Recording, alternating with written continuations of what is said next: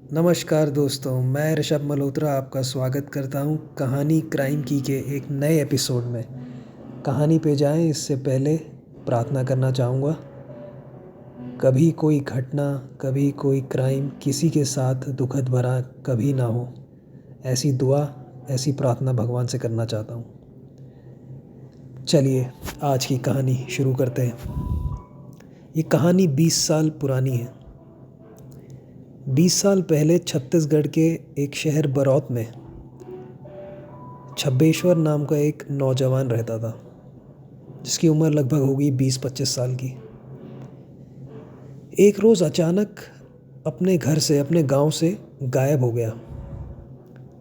कहाँ गया किसी को नहीं पता। उसके घर वाले उसको ढूंढते रहे, रिश्तेदार, दोस्त यार सबके पास गए, कहीं किसी को कोई खबर नहीं उसकी कि कहाँ गया वो।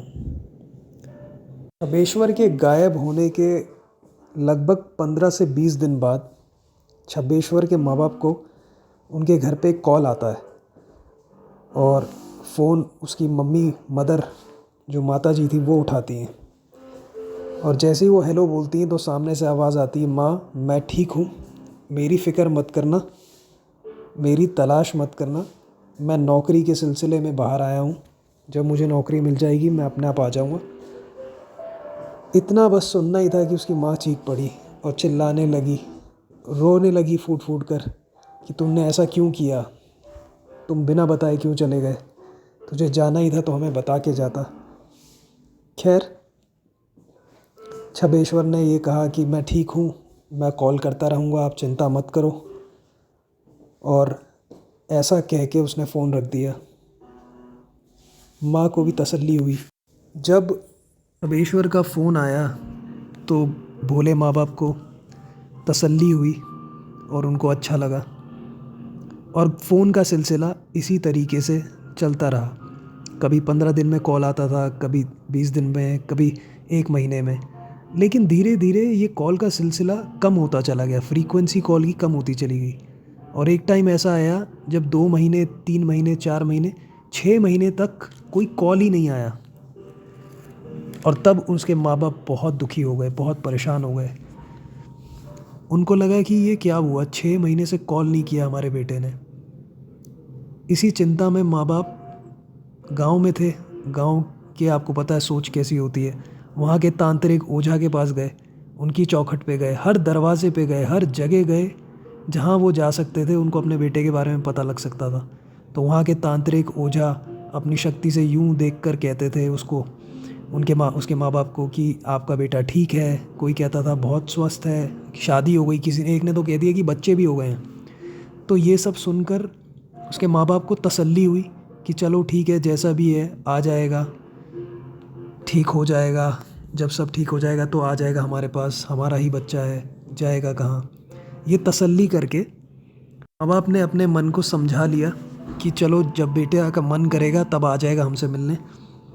और धारस अपने आप को बंधा लिया कि चलो वेट करते हैं उसके कॉल का, उसके आने का।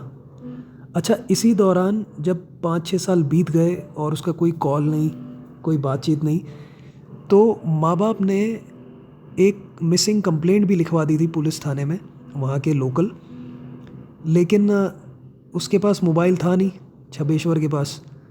तो कोई टेक्निकल सर्वेलेंस से या फिर कोई ट्रैकिंग सिस्टम था नहीं जिससे पता लगाया जा सके कि वो कहाँ है, क्या नहीं है। तो पुलिस वालों ने भी कुछ नहीं किया। उन्होंने भी सोचा चलो आ जाएगा, जब आना होगा। फ़ोन तो आता ही था पहले, तो कहीं नौकरी की तलाश में ही होगा। तो पुलिस वालों ने भी कुछ नहीं खास किया इसमें। और फ़ोन नंबर ना होने की वजह से, फ़ोन ना होने की वजह से कुछ चीज़ ट्रैक भी नहीं हो पाई। तो चलो इसी तरीके से समय बीतता गया और छब्बेश्वर के माँ बाप ने अपने आप को समझा लिया कि हमारा बेटा अब जब आना होगा अपने आप आएगा।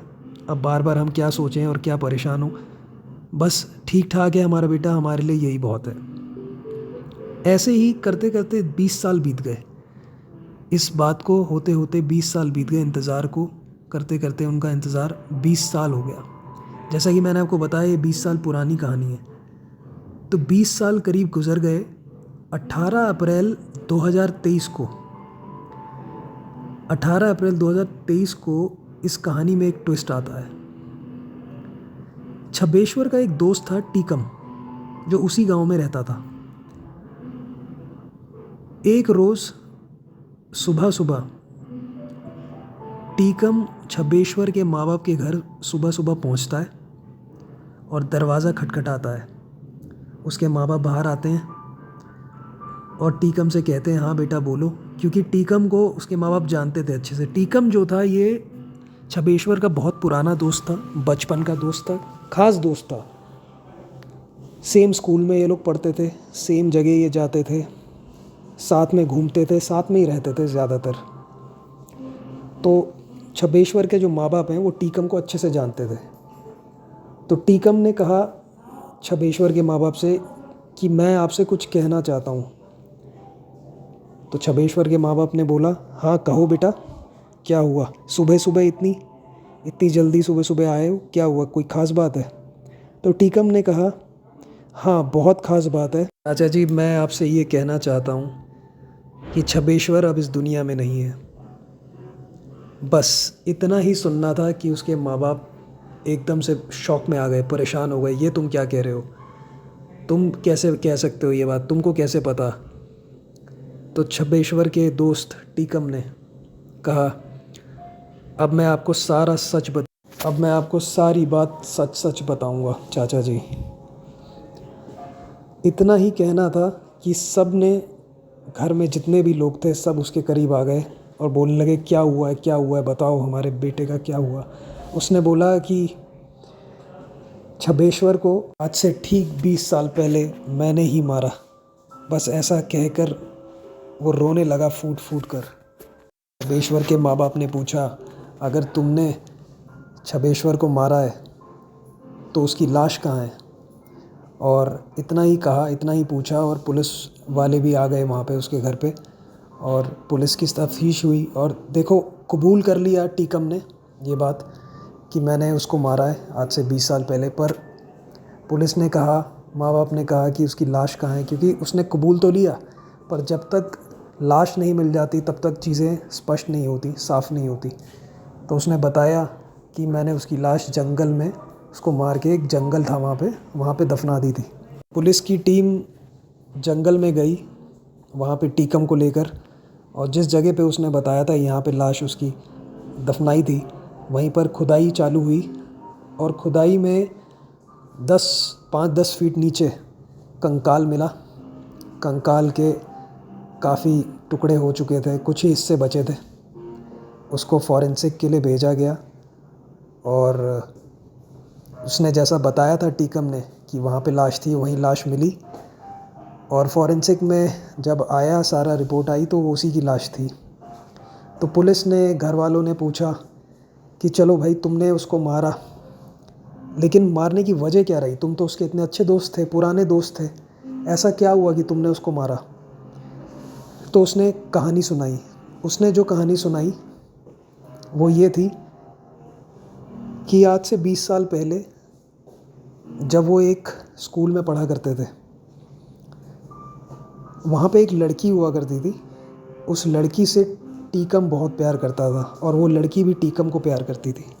लेकिन छब्बेश्वर भी उस लड़की को पसंद करता था। तो कई बार होता क्या था, छब्बेश्वर उसको छेड़ दिया करता था, छेड़ता था उसको कभी कुछ कह दिया करता था। तो जो लड़की थी उसको पसंद नहीं था ये सब। तो उस लड़की ने टीकम से ये कहा कि तुम्हारा दोस्त देखो ऐसे करता है। तो कई बार ऐसा किया और 3-4 बार, कई बार इंसिडेंसेस ऐसे हुए कि जब टीकम ने बताया कि उसको इन बातों पे बहुत गुस्सा आता था।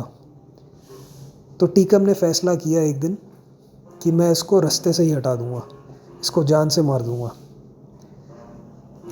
टीकम से देखा नहीं गया, उसकी दोस्त, उसकी गर्लफ्रेंड को वो छेड़ रहा था। तो एक दिन टीकम ने उसको जंगल में बुलाया, अपने दोस्त को, छब्बेश्वर को, और जंगल में बुला के पीछे से वार कर दिया उसके सर पे एक भारी चीज़ से, और वहीं पर ही छब्बेश्वर की मौत हो गई। वहीं पर ही उसको गाड़ दिया और चला आया। फिर पुलिस ने पूछा कि भाई चलो ठीक है, तुमने ऐसे करा, मारा उसको, तो कॉल्स कैसे आते थे, वो फ़ोन कौन करता था? तब टीकम ने बताया, वो फ़ोन मैं ही करता था। भोले माँ बाप गाँव के, उन्होंने भी आवाज़ पहचानी नहीं और ये सिलसिला चलता रहा। तो टीकम ने कहा कि मैंने धीरे धीरे फ़ोन करना बंद कर दिया, कम कर दिया। मैंने सोचा अब ये लोग भूल जाएंगे और इसीलिए मैं फ़ोन करता था ताकि पुलिस को शक ना हो, किसी को शक ना हो। तो पुलिस वालों ने कहा भाई जब तुमने आज कबूल कर ही दिया है, 20 साल बाद तुमने कबूल कर दिया, तो तुम पहले भी कर सकते थे, तुमने पहले क्यों नहीं किया? तो पहले किसका तुम इंतज़ार कर रहे थे? तुम इतने 20 साल तुमने क्यों लगा दिए कबूल करने में? तब टीकम ने कहा कि मैं रातों को सो नहीं पा रहा हूँ, मेरी रातों की नींद चली गई है, दिन का चैन चला गया है। जब से मैंने उसका कत्ल किया है तब से मुझे रोज़ उसके सपने आते हैं, वो सपनों में आता है मेरे, और मेरे सपनों में आके मुझे कहता है कि तूने मुझे समझाया क्यों नहीं, मैं उसको नहीं छेड़ता, तूने मुझे रोका क्यों नहीं, तूने मुझे मार क्यों दिया। और इस तरीके से टीकम ने कहा कि वो इतना परेशान हो गया था इन सपनों से, इतना ज़्यादा इस सपनों ने उसको झंझोड़ दिया था अंदर तक कि उससे अब रहा नहीं जा रहा था। उसको बस अपना ये सच कबूल करना था और उसने एक दिन मौका देख के ये सच सबके सामने कबूल कर लिया। अब देखिए दोस्तों, अब इस कहानी में अब ये क्या कहेगी, आत्मा का कर्मों का फल या आत्मा की तड़प कह सकते हैं इसको। अगर आप आत्मा में विश्वास रखते हैं तो आप कह सकते हैं कि आत्मा ने अपना बदला ले लिया, और अगर आप साइंटिफिकली जाएं तो ये साइकोलॉजिकल डिसऑर्डर भी हो सकता है। खैर जो भी है, टीकम ने अपना जुर्म कबूल किया, देर आए दुरुस्त आए, और कहीं ना कहीं छबेश्वर की आत्मा को भी ज़रूर शांति मिली होगी। इसीलिए दोस्तों कहते हैं कि बुरे का फल बुरा ही मिलता है, कभी ना कभी कुछ ना कुछ ऐसा ज़रूर हो जाता है जब आपके बुरे कर्म आपके सामने आ जाते हैं। अब देखो उसने कितने अच्छे से चकमा दिया 20 साल तक, 20 साल तक पुलिस वगैरह कोई पता नहीं लगा पाया, लेकिन उसने खुद ही अपने मुंह से कबूल लिया। ये भी हैरानी की बात है। अब इसको कर्मों का फल कहो या कुछ भी कह सकते हो आप, मैं तो मानता हूँ आत्मा का बदला ही है जो उसको 20 साल से जीने नहीं दे रही थी। चलो दोस्तों, आपको कहानी पसंद आई हो तो लाइक करना, शेयर करना, मेरे चैनल को सब्सक्राइब करना। ऐसे ही और भी मज़ेदार कहानियाँ, ये कहानी आपको कैसी लगी कमेंट करके ज़रूर बताना। ऐसी और सच्ची घटनाएं, कहानियाँ लाता रहूँगा।